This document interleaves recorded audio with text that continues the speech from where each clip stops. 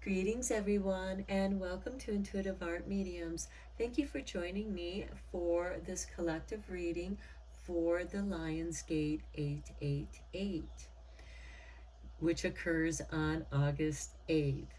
Now, there is some interesting mythologies behind the Lion's Gate, going back to ancient Egypt with the Sphinx and the three pyramids of Giza, which align with Orion's belt. But this myth goes even further back to ancient Babylonian times and the goddess Ishtar, who is ruler of the planet Venus.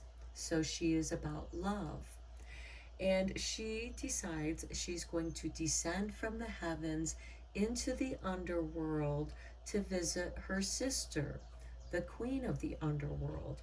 And as she descends, at each gateway on her descension, she has to surrender one of her powers, which are held in a necklace, a crown, her girdle, rings, and so on. And these are removed from her until she is in the underworld and she is naked and stripped of all of her powers. And she stands before her sister, and her sister has her crucified in the underworld.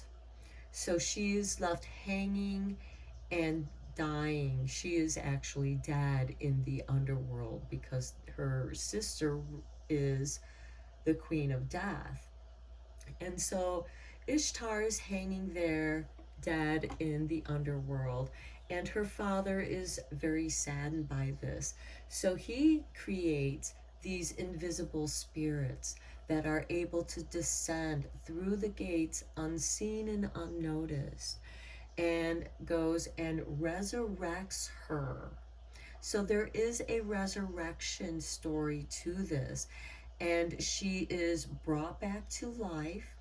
And as she ascends back up into the heavens, she recollects her symbols of power, her girdle, her necklace, her rings, her crown, and so on. And then she is given special recognition for this process.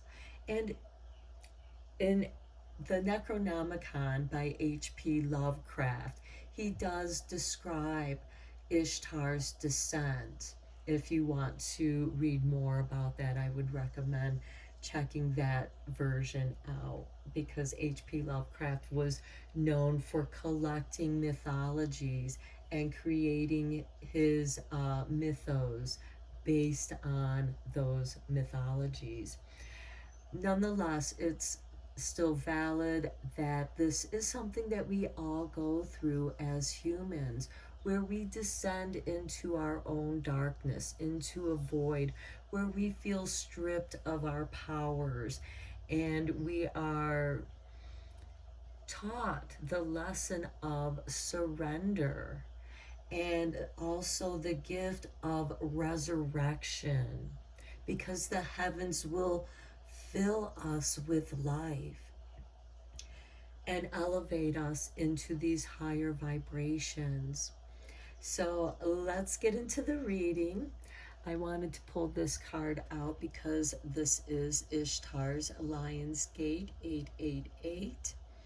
And I will put that into the deck, and we shall pull the deck up.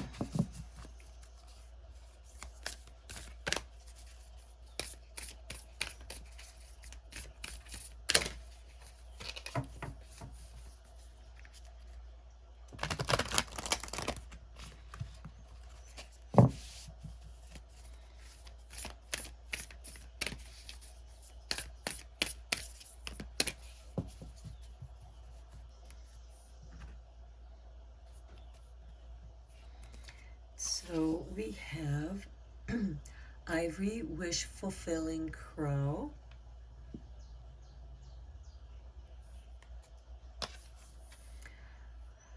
The Garuda Suparna, which is the eagle.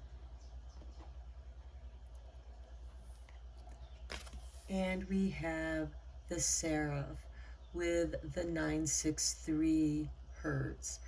This is the God frequency and can elevate your frequency if you're feeling energy blocks. This can resonate with your vibrations and raise it up so that will dissolve any of those energy blocks and you can reclaim your power.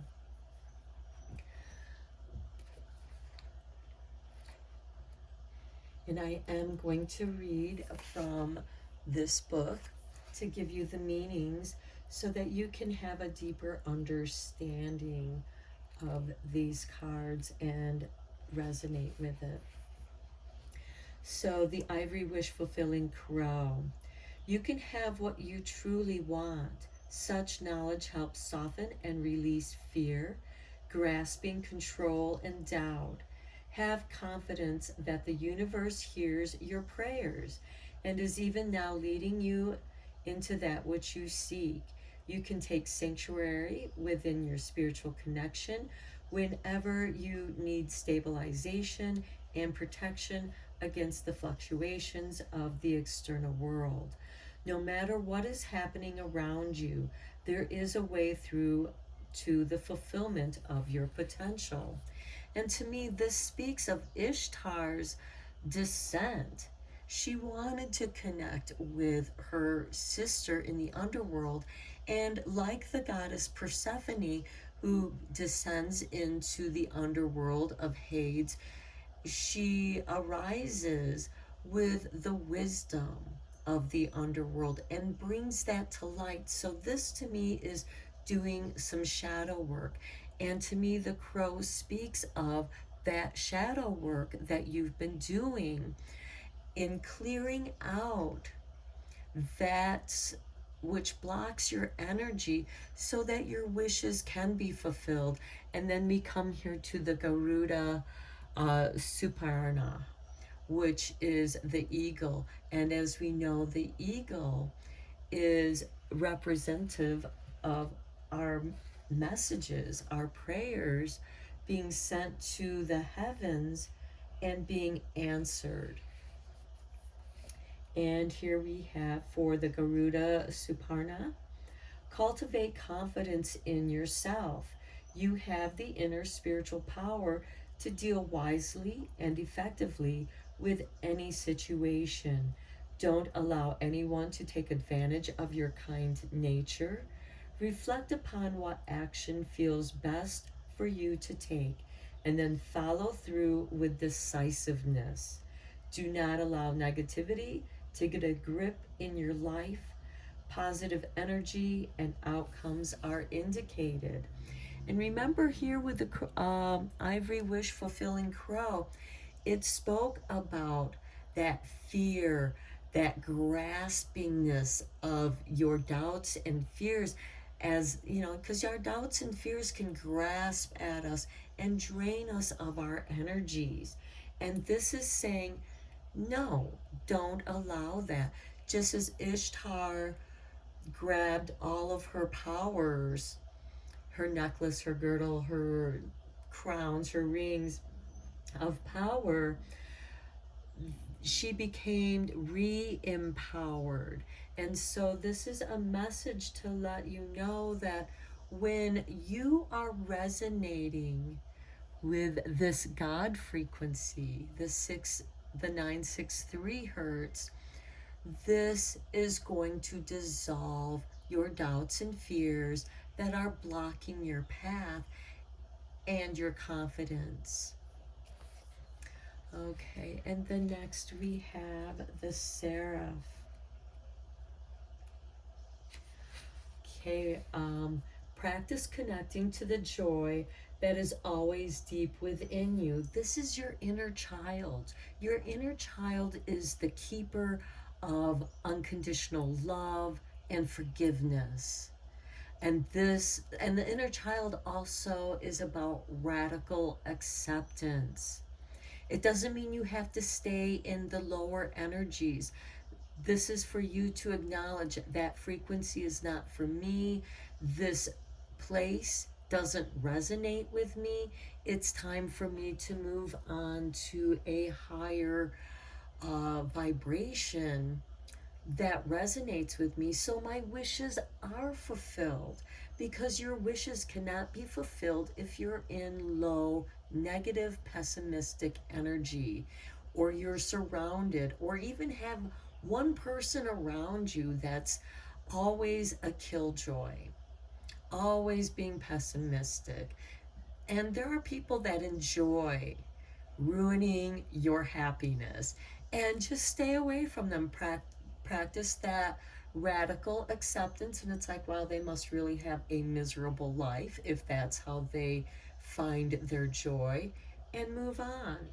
And I know that's easier said than done, because sometimes we work with these people, and perhaps this is a sign for you to look elsewhere, to go elsewhere, to follow your dreams.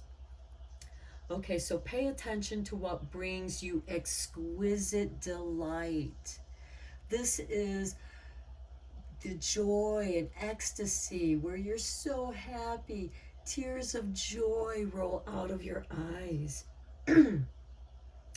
Exquisite. When I was a massage therapist, this was exquisite pain, the hurt so good kind of pain. This is the exquisite delight where this feels so good you don't know how to contain it, so you shine it, you radiate it forward. Okay, so if you don't know what this is, you are guided to experiment and explore. Connecting to the joyful capacity of your heart will heal so much negativity and uncertainty. Let your heart relax. Allow the spiritual grace that wishes to reorder your life to manifest its miraculous magic. And just as Ishtar was changed from her resurrection and she gained that wisdom, there was still this radical acceptance of her sister, despite what her sister did to her. You know, left her hanging there on a pole, dead and lifeless. And sometimes we can feel that kind of paralysis in our own lives. And this is saying, this is giving you permission to experiment and explore. So let's check in with our Starseed Guides. Now, many of us are starseeds here on Earth. We practice energy work, in whatever form that may take, a lot of energy healing. So what do our Starseed Guides have? The Great Serving. Okay, the Mars energy, anger, conflict, softening to love. This can be representative of that frustration, because frustration and anger are entwined. And this is softening to love. This is that Venus energy which Ishtar rules. And Mars is also going to be conjuncting Uranus, which in Taurus, which is shaking things up. And this can cause a great deal of upset and anger and conflict. But just as Ishtar released and surrendered her anger and left it behind in the underworld, because as she ascended, her energy, her vibration elevated, because when the spirit came in to rescue her, and this can be the universe giving you signs to rescue you from a negative situation, this also helps you to soften your anger towards those people. It's like, hey, this is your world, it's not mine. If this is where you find your happiness and joy, so be it. I've got to get out of here. This does not resonate with me. And then we have the child of the cosmos. The intelligence of the universe lies within you. We are made out of stardust. Then we have cracked open. This is the rock bottom, the surrender to the alchemy of life. And again, I see this as the resurrection of Ishtar, because she did get cracked open down there in the underworld. Everything was taken from her. And you can't get much further rock bottom than the underworld. That's where you're reaching up to touch bottom, if any of you have experienced that, and I'm sure we all have at some point, or at least felt like that. This is letting you know, follow that heart energy, and spirit is guiding you. And like the Rumi quote, the light enters where we've been cracked open, where we've been wounded. Let the healing light in and heal. Now let's get into the Isis cards, because in many ways Isis has some similarities as Ishtar. Although it was Isis who resurrected her dead husband, so there's that resurrection story. And here we have Pillar of Light. Okay, here's the artwork. Okay, pillar of light, burning bright, earth star below, soul star above. Burn away all that is not light, transform all into unconditional love. Star of Isis, descend, your blessing and peace without end. Grace me now with peace and protection, completely embraced by divine perfection. And know that you are divinely perfect. Your uniqueness are not your flaws. It's your character. It's what makes you different. Next, we have this card. The Dark Healing Chamber. Okay, this is Ishtar in the underworld, and the spirit came into that darkness, into the dark healing chamber, and healed her, gave her back this breath of life, and brought her back, was her guide, because she was too weak to elevate herself, so spirit brought her. Okay, so the most challenging task is to take courage in both hands and journey within to meet our own dark self and begin the healing task of bringing love, acceptance, and light to it. The sacred purpose of any enemy, within or without, is to push us to venture inwards, to seek and heal the darkness within. And, that is very much like that Ishtar journey. She had the courage to go and descend into the darkness and learn things about herself, and she felt that deep sadness, that deep depression that sapped the life out of her.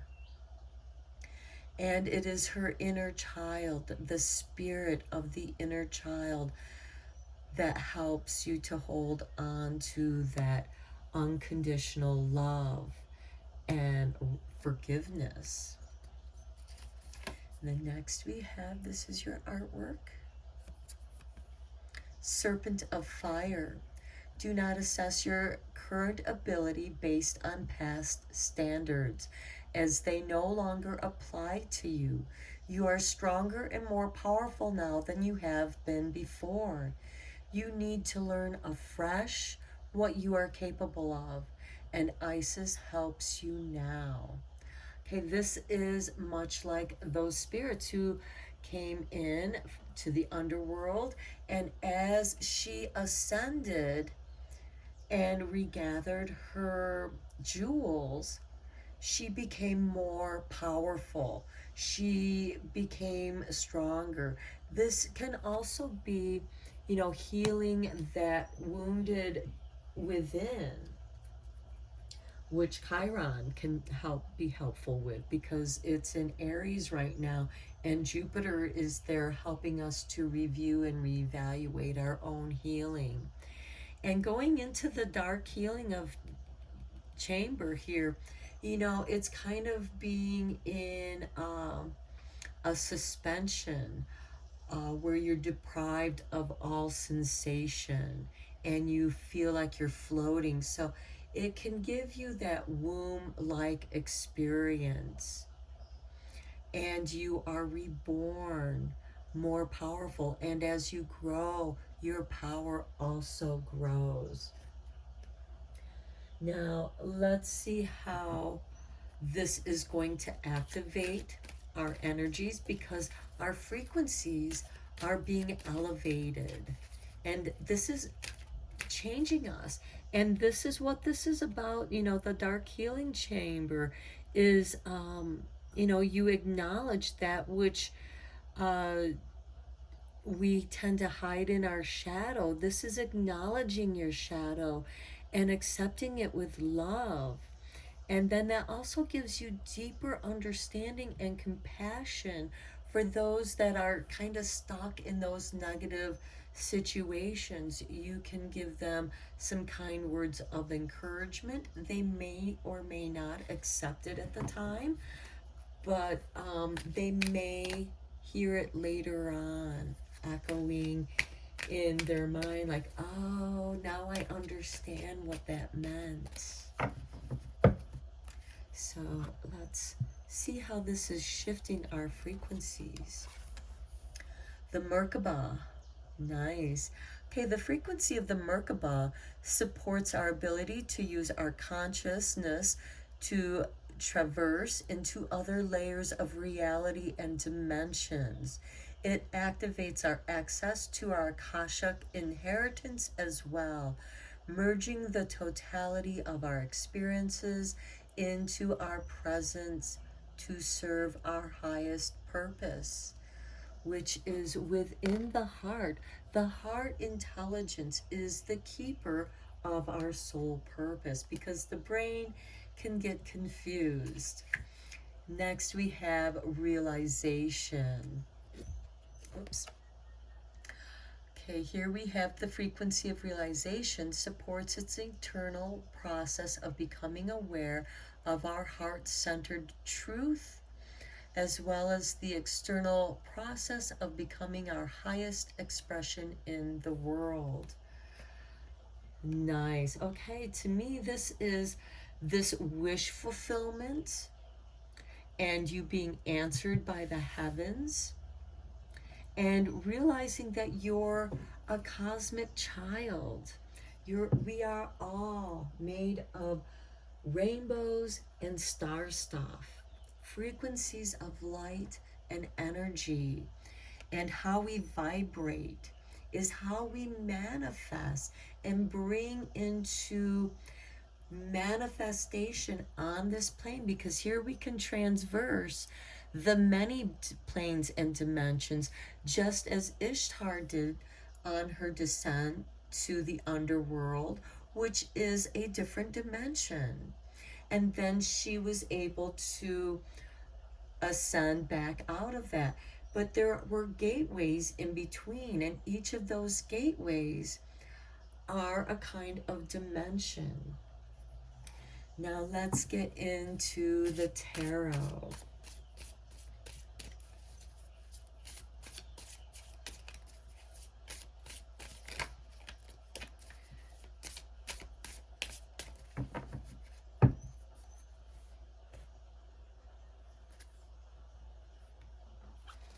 Okay, this card wants to be, so we have the Eight of Swords. Okay, this talks about those doubts and fears that paralyze us. Fear can be very paralyzing because in the we're hardwired this way, because when we were hunted before, in primitive days, we were hunted by wild animals, just as we hunted them. So sometimes it was better to stand still and not be seen, to be invisible. And this can paralyze us in our fear, just as Ishtar was paralyzed in her death in the underworld. Next, we have the sun. Okay, this is the heavens shining its light into the darkest places of your life, of your soul.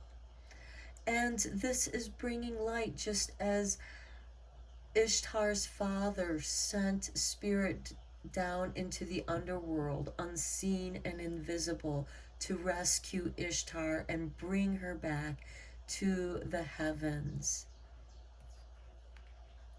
This is your guiding light. This is much like the Garuda, the eagle. Next, we have the Six of Swords, guiding you away from the troubled waters, that which troubles your heart, into the calming, healing waters where you can heal. And here we have the dark healing chamber. So, and it's okay if you need to spend some time alone. It's to be expected as part of your process, trying to understand what just happened. And especially those who have been physically wounded or hurt, it takes time to heal. You cannot rush the healing process. However, you need to get moving according to what you're capable of doing, so that you can rehabilitate that which has been wounded. Okay, now let's look at what doors are opening at this gate for each and every one of us.